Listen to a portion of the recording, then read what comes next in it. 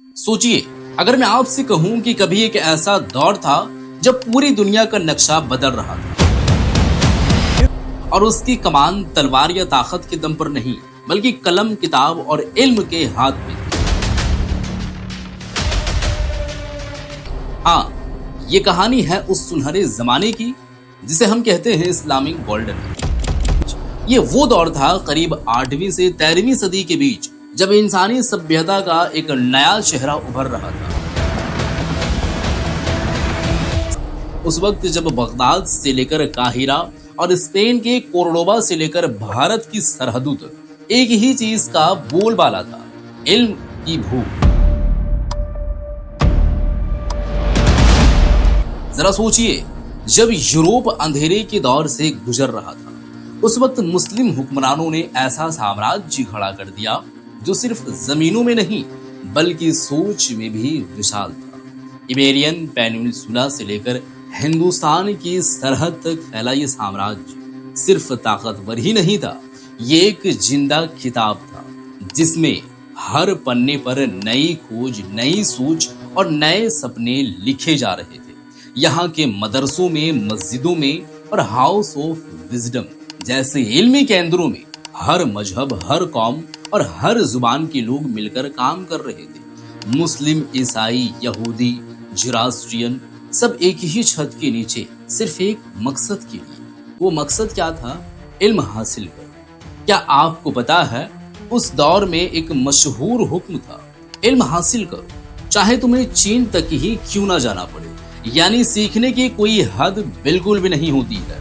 यही वजह थी कि अल ख्वारिज़मी ने अल जब्र यानी अलजेब्रा की बुनियाद रखी। इब्न सीना ने कैनन ऑफ मेडिसिन लिखा जो सदियों तक यूरोप की मेडिकल यूनिवर्सिटियों में पढ़ाया गया, और खगोल शास्त्री ने ऐसे नक्शे बना रहे थे जो आसमान की राज खोल देते थे। लेकिन सिर्फ साइंस नहीं, ये दौर था तिजारत का, तहजीब का और तसव्वुर का। सिल्क रोड जैसी व्यापारिक राहें न सिर्फ मसाले और रेशम लाती थी बल्कि एक जगह से दूसरी जगह तक ख्याल भी ले जाती। बगदाद के बाजारों में आपको चीन की रेशम, भारत के मसाले, मिस्र का कागज और ग्रीस के फलसफे एक ही जगह पर मिल जाते थे। क्या ये सिर्फ तिजारत थी? नहीं, ये था दुनिया को जोड़ने का। इस दौर की सबसे खास बात यहाँ मजहबी बर्दाश्त थी, गुफ्तगू थी और तहकीक थी, रिवायतें थी, लेकिन सवाल पूछने की आजादी भी थी। लेकिन हर कहानी की तरह इसमें भी एक मोड़ आया। अंदरूनी मतभेद, फलसफी बहसें और बाहरी मामले। मंगोलों का हमला इसका एक बड़ा झटका था। पर सोचिए, जब ये सुनहरा दौर खत्म भी हुआ तब भी इसका असर मिटा नहीं। यूरोप का रेनेसा, मॉडर्न साइंस, यहाँ तक कि आज के हमारे बहुत से आइडियाज, सबकी जड़ें कहीं न कहीं इसी गोल्डन एज में मिलती है। तो आने वाले हिस्सों में हम सिर्फ तारीख नहीं पढ़ेंगे, हम इस दौर की शहरों की गलियों में चलेंगे। हम उस किताबों के पन्ने पलटेंगे जो कभी बगदाद की लाइब्रेरी में रखी थी। हम उन दिमागों से मिलेंगे जिनकी सोच आज भी जिंदा है। तैयार हो जाइए, क्योंकि ये सफर आपको बताएगा कि जब इंसानियत ने इल्म को अपना ताज बना तब उसने कैसी दुनिया बनाई। सोचिए, एक ऐसा वक्त जब दुनिया के अलग अलग कोनों से आने वाले लोग, जिनकी जुबान, पहनावा और मजहब अलग थे, एक ही मकसद के लिए एक ही छत के नीचे बैठते थे, और वो मकसद था इल्म हासिल करना। लेकिन क्या ये सब अचानक हो गया? नहीं। इस्लामिक गोल्डन एज किसी जादुई बटन से शुरू नहीं हुआ। ये था सदियों की तारीखी, संस्कृति और इल्म की कारगों का नतीजा। शुरुआत कहाँ से हुई, इस पर थोड़ा सा हम बात करते हैं। ये कहानी शुरू होती है सन 632 ईस्वी से, जब पैगंबर मोहम्मद मुस्तफ़ा सल्लल्लाहु अलैहि वसल्लम के पर्दा फरमाने के बाद इस्लाम के फैलाव ने अलग अलग कबीलों को एक ही कॉमन ईमान के धागों में पिरो दिया। जैसे ही मुसलमानों का साम्राज्य बढ़ा, उन्होंने न सिर्फ नई जमीनें जीती बल्कि वहां के इल्म और तजुर्बे को भी अपनाया। फलसफी, फारसी तहजीब, यूनानी फलसफा, हिंदुस्तानी गिनतियां सबको अपना खजाने में शामिल कर दिया। फिर आया सन 750 ईस्वी, अब्बासी खिलाफत की बुनियाद। यह सिर्फ सत्ता का तख्ता पलट नहीं था, बल्कि एक ऐसा सोच का इनकलाब था। बगदाद को नया दरबार बनाया गया और इसे इल्म का घर बना दिया गया। खलीफा अल मंसूर सन 754 ईस्वी से लेकर 775 ईस्वी तक एक ऐसा सिलसिला शुरू किया जिन्होंने यूनानी, फारसी, हिंदुस्तानी और सीरियाई किताबों का अरबियत में तर्जुमा होने लगा। सोचिए, उस वक्त अरस्तु, प्लेटो, गालेन, पेडोलेमी, ये सारे नाम सिर्फ यूरोप के नहीं बल्कि बगदाद की गलियों में भी मशहूर हो गए। फिर अल मामून सन 813 ईस्वी से लेकर 833 ईस्वी के दौर में ये तहरीक अपनी बुलंदी पर पहुंची। उन्होंने हाउस ऑफ विजडम बनवाया, एक ऐसी जगह जहां एक साथ 100 से ज्यादा भी भाषाओं, संस्कृतियों और मजहबों के लोग मिलकर काम कर रहे हैं। और यहाँ से आया वो सोना जो आज तक दुनिया को रोशन कर रहा है। जीरो, दशमलव, अलजेब्रा और अवलोकन पर आधारित साइंस। चौंकाने वाले सच, अल जाहिज ने बुक ऑफ एनिमल्स में ऐसी बातें लिखी जो डार्विन की नेचुरल सेलेक्शन में सैकड़ों साल पहले एवोल्यूशन जैसा सोच पेश करती थी। इब्न अन नफीस ने 13वीं सदी में पुलमोनरी सर्कुलेशन, फेफड़ों के जरिए खून का बहाव खोज लिया, जबकि यूरोप में ये खोज 300 साल बाद हुई। और हाँ, ये सिर्फ अरबों की कहानी नहीं, इसमें फारसी, तुर्क, बर्बर, यहूदी और ईसाई सब शामिल थे। ये सिर्फ पुरानी किताबें बचाने का दौर नहीं था, यहाँ नई सोच पैदा हो रही। और सबसे अहम बात तो ये है, उस दौर में साइंस और मजहब आमने सामने नहीं, बिल्कुल नहीं, बल्कि एक दूसरे के साथ चलते। दौर दर दौर 8वीं सदी शुरुआत से सन 750 ईस्वी अब्बासी सत्ता संभालती। सन 762 ईस्वी बगदाद को राजधानी बनाया जाता। सन 825 ईस्वी हाउस ऑफ विजडम का कायम। खगोल शास्त्रियों ने वेरीफाइड टेबल्स जैसी किताबें तैयार की, जिसे आसमान के नक्शे और सही बने। यूनानी हेलियोसेंट्रिक आइडिया और हिंदुस्तानी अंक एक साथ आए। पहली बार जीरो और दशमलव का इस्तेमाल हुआ। 9वीं से 12वीं सदी बुलंदी। अल ख्वारिज़मी अलजेब्रा के पिता, जिनके नाम से एल्गोरिथम बने। आज के आर्टिफिशियल इंटेलिजेंस तक इन्हीं के तरीकों पर चल रही है। अल राजी खसरा और चेचक में फर्क बताने वाले क्लिनिक ऑब्जर्वेशन के माहिर और डेस्टिनेशन के उस्ताद इब्न सीना, कैनन ऑफ मेडिसिन के लेखक, जो 600 साल तक यूरोप में मेडिकल बाइबल बनी रही। अल फराबी फलसफी, जिन्होंने अरस्तु और इस्लामिक सोच को एक साथ जोड़ा। अल बतानी, जिनकी गणनाओं ने धरती की परिधि 99% सही निकली। स्पेन का कोर्डोबा, जहां अल जहरावी ने सर्जरी में क्रांति की और इब्न रुश्द ने यूरोप के दार्शनिकों को प्रभावित किया। काहिरा का अल अजहर, दुनिया का सबसे पुराना डिग्री देने वाला विश्वविद्यालय। 12वीं से 14वीं सदी, बदलाव और चुनौतियां। नासिर अल दीन अल तूसी, मंगोल हमलों के बावजूद इल्म बचाने वाले 4 लाख किताबें बचाई। इब्न अन नफीस, दिल और फेफड़ों की सच्ची कार्य प्रणाली बनाने वाले। अंडालूस और ग्रेनाडा में आखिरी रोशनी 1492 तक जलती रही। सितारे, जिन्होंने आसमान रोशन किया। अल ख्वारिज़मी, इब्न सीना, अल राजी, इब्न अल हैथम, उमर खय्याम, अल बीरूनी, अल इदरीसी, अल किंदी, अल फराबी, अल जहरावी, अल रुश्द, नासिर अल दीन अल तूनी, इब्न अल नफीस। ये सिर्फ नाम नहीं, ये वो चिंगारियां हैं जिन्होंने आने वाली सदियों की रोशनी तय की। नतीजा क्या? इस दौर में बगदाद की गलियों में, कोर्डोबा के बाजारों में और काहिरा के मदरसों में एक ही जुमला गूंजता था, इल्म हासिल करो, चाहे तुम्हें चीन तक क्यों न जाना पड़े। और शायद यही वजह है कि ये गोल्डन एज सिर्फ तारीख का एक हिस्सा नहीं, बल्कि आज भी एक आईना है जो हमें दिखाता है कि जब इंसानियत ने सवाल पूछना, तलाश करना और मिलजुल कर काम करना सीखा, तब उसने दुनिया बदल दी। जरा आंखें बंद करके सोचिए, आप एक ऐसे शहर में हैं जहां सड़कों पर ऊंटों के कारवां हैं, दूर दूर से आए काफिले मसाले, रेशम और कीमती पत्थर लाए हैं। लेकिन असली दौलत इन बाजारों में नहीं बिकती। असली दौलत छुपी है किताबों के पन्नों और दिमागों के अंदर। ये है इस्लामिक गोल्डन एज का दिल। ऐसे शहर, ऐसे इरादे और ऐसे सिस्टम जिन्होंने इल्म को एक जवार की तरह दुनिया भर में फैला दिया। भूगोल क्यों जगह मायने रखती है? उस वक्त का नक्शा देखिए, सिल्क रोड से लेकर हिंद महासागर तक हर रास्ता एक नस की तरह इल्म, माल और कल्चर को बना रहा था।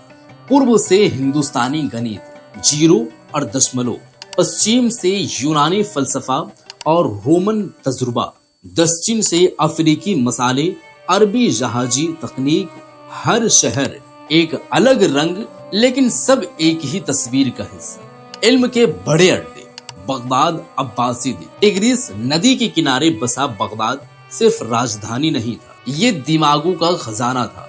हाउस ऑफ विजडम 1825 ईस्वी एक ऐसी जगह जहां लाखों किताबें थी और यूनानी, फारसी, हिंदुस्तानी, सीरियाई हर जबान के तर्जुमा काम कर रहे थे। हुनैन इब्न इसहाक जैसे स्कॉलर यहाँ सिर्फ तर्जुमा नहीं करते थे, वो आइडियाज की सर्जरी करते थे, उन्हें नया रूप देते थे। सन 1258 ईस्वी में जब मंगोल आए तो कहते हैं कि टिग्रीस का पानी काला हो गया स्याही से, जो लाखों किताबों से बह निकली, लेकिन नई नकलें बच भी गई। कोर्डोबा, अगर बगदाद पूरब का दिल था तो कोर्डोबा पश्चिम का 4 लाख से 6 लाख किताबों वाली लाइब्रेरी, जहां मुस्लिम, ईसाई और यहूदी स्कॉलर एक साथ काम करते थे। इसी माहौल में इब्न रुश्द ने अपने फलसफी विचार गढ़े, जो बाद में यूरोप के रेनेसा का ईंधन बने। काहिरा, फातिमी और ममलूक दौर में यहाँ बना अल अजहर यूनिवर्सिटी, सन 975 ईस्वी, दुनिया का सबसे पुराना डिग्री देने वाला इदारा। यहाँ दीन और दुनिया दोनों का इल्म पढ़ाया जाता था।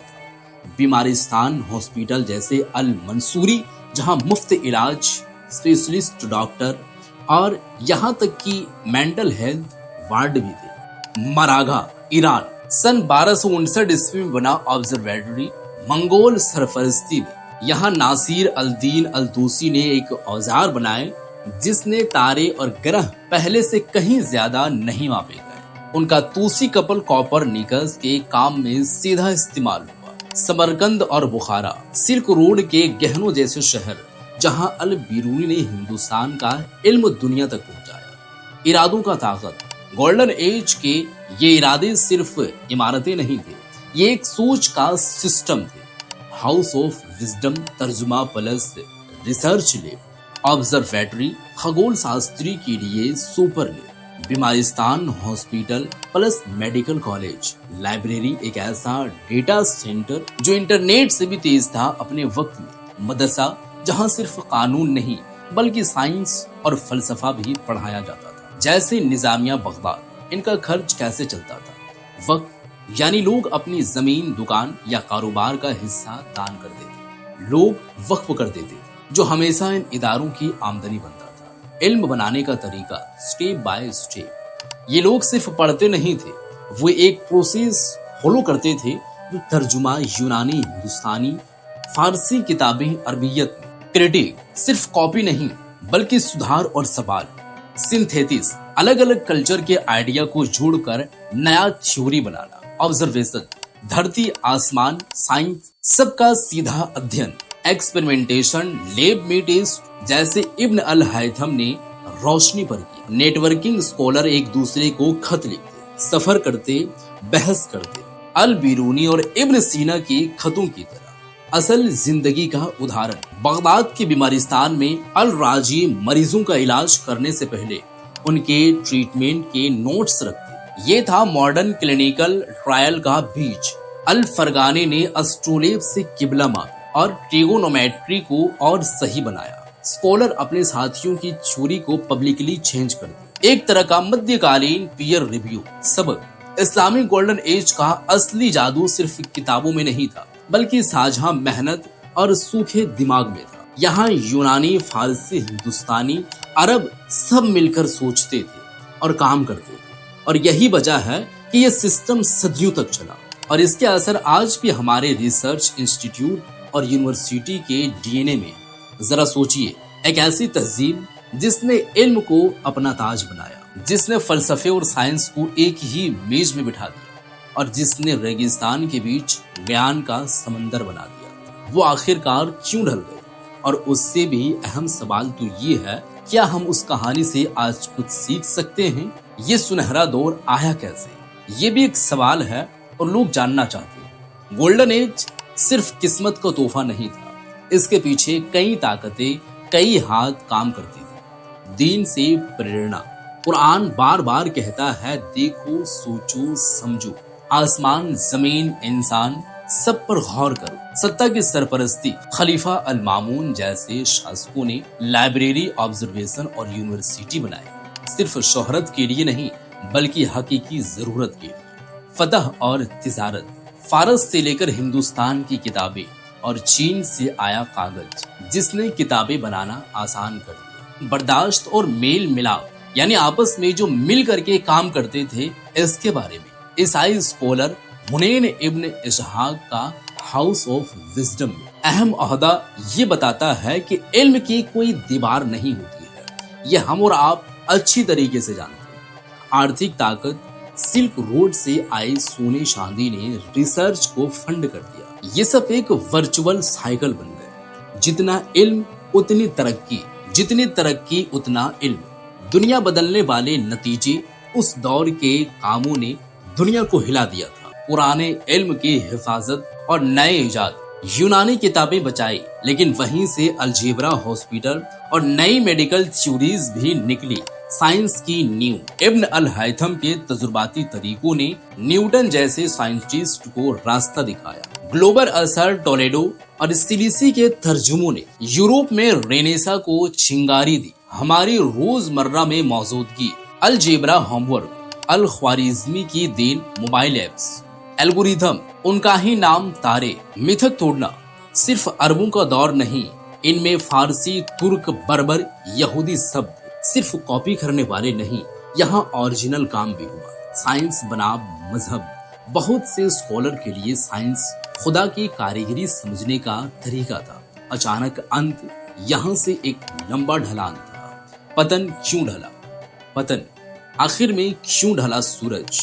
गोल्डन एज को गिराने वाले कई तीर एक साथ लगे। सियासी बिखराव, 11वीं सदी के बाद एकजुट खिलाफत टूटी, इल्मी नेटवर्क कमजोर हुआ, बाहरी हमले, क्रूसेड्स ने पश्चिम से दबाव बनाया और 1258 ईस्वी में मंगोलों ने बगदाद को फतह कर लिया। कहते हैं कि टिग्रीज का पानी उस दिन स्याही और खून से काला हो गया था, लेकिन नासिर अल दीन अल तूसी जैसे लोग 4 लाख किताबें बचा ले गए। अंदरूनी सोच में बदलाव, अल गजाली की इनकोहेरेंस ऑफ द फिलिफर्स ने फलसफी सोच पर चोट, हालांकि इब्न रुशद ने इसका जवाब दिया। बीमारियां और मौत, ब्लैक डेथ ने स्कॉलर्स और आबादी को तबाह कर दिया। तरजीह का बदलाव, बाद के दौर में हुकूमतें इल्म से ज्यादा फौजी ताकत पर ध्यान देने। आज के लिए सबक है, ये कहानी सिर्फ तारीख नहीं, आज की जरूरत है। इल्म में निवेश करो, जैसे अब्बासी खलीफा करते थे, वैसे ही आज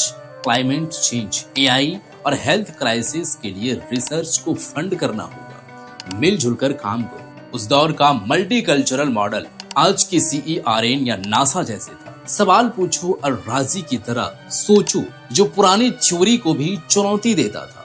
खुले दरवाजे वाले इरादे, हाउस ऑफ विजडम जैसे ओपन एक्सेस प्लेटफॉर्म बनाओ। इंक्लूसिविटी, क्रिएटिविटी जैसे सिस्कोन वैली में होता है, वैसे ही इल्म बचाओ, डिजिटल आर्काइव बनाओ, ताकि आज का हाउस ऑफ विजडम कभी झल न पाए। दोस्तों, इस्लामी गोल्डन एज की कहानी हमें ये याद दिलाती है कि इंसानियत की असली ताकत उसकी जिज्ञासा और मिलजुल कर काम करने में।